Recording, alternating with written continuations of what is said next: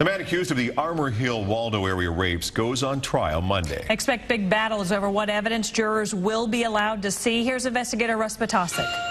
Police say there is DNA and there's this transcript where Bernard Jackson details the rape that sent him to prison. But will jurors get to see it?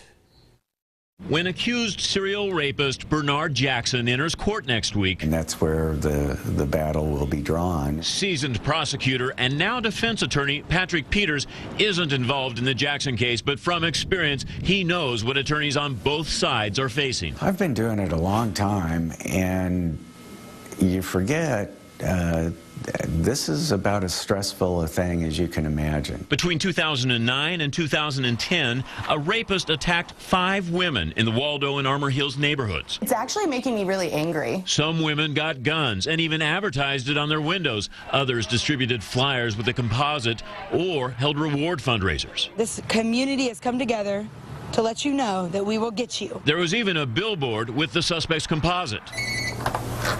Crime Stoppers Tips Hotline. Finally, a break came to the Tips Hotline from this rape victim. This is too similar.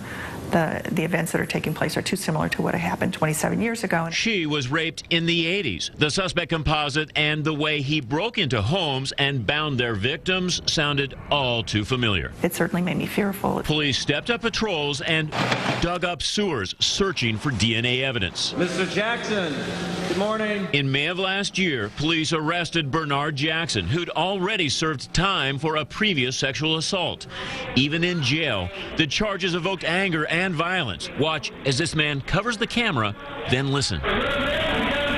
The attacker later described what happened. It got close enough to him to where I could grab the, you know what I'm saying? When I grabbed the, I gave one, you know what I'm saying? Peter says attorneys on both sides tonight are preparing their arguments on evidence. It's a tough road. As a defense attorney, Peters would fight to keep out transcripts from when Jackson pled guilty and detailed the sexual assault that sent him to prison for 24 years. Evidence that somebody committed another crime is, as a general rule, inadmissible just for that reason. It's not fair. In that 1985 transcript, Jackson says he entered through a window and, quote, "I stepped out from behind a door. We struggled.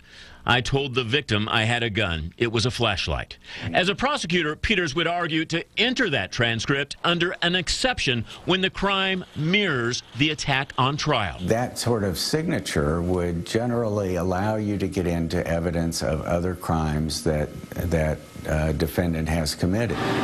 He says the DNA evidence will be a major battleground. Like fingerprints, it sounds like it's conclusive evidence. But he says the defense will try to show contamination or question whether the DNA was transferred another way. The prosecution and defense will be grappling in this courthouse for a trial that's expected to last 2 weeks.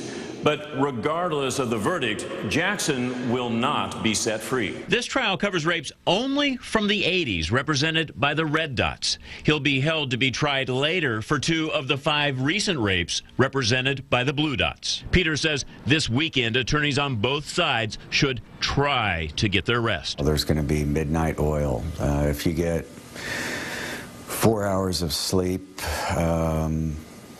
that's a lot. Jackson is scheduled to enter the courtroom Monday morning at 9. Court officials are bracing for the crowd of media and spectators and told me today they just don't know how packed that courtroom will be. You can only guess. And you're on the start to finish. We've got big plans for coverage here, especially online. I'll be covering the entire trial. We'll be streaming the courtroom jury and the courtroom hearings live online. We'll also be blogging it live, all at NBCActionNews.com, and we'll have coverage here during our regular newscasts. Absolutely. All right. Thanks, Russ.